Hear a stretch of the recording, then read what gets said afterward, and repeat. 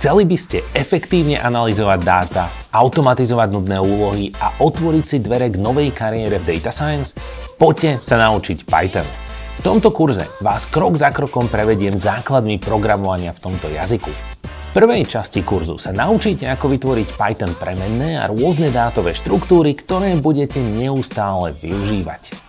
Keďže dáta prichádzajú v rôznych formách, ako sú celé čísla, texty a dátumy, naučíme sa, ako môžeme s týmito typmi pracovať. Spoznáte knižnicu NumPy, na ktorú sa spolieha aj NASA pri analýze dát z vesmírnych misií.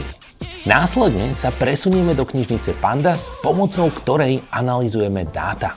Programovanie nie je len o písaní kódu, ale aj o jeho organizácii a kontrole. Preto si ukážeme koncepty ako sú if, else, podmienky, for loopy či vytváranie vlastných funkcií na automatizáciu práce. Či už ste úplní nováčikovia v programovaní, alebo máte skúsenosti s inými jazykmi, tento kurz vás naučí základy efektívnej práce v Pythone. Všetko, čo sa naučíte, si budete môcť vyskúšať v praktických cvičeniach. Inštruktorom v tomto kurze som ja, Robo Barcík.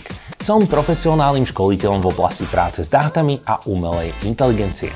Moje prednášky majú do dnešného dňa viac ako 10 miliónov zhliadnutí a vyškolil som už stovky dátových vedcov a špecialistov na umelú inteligenciu. Vidíme sa v kurze.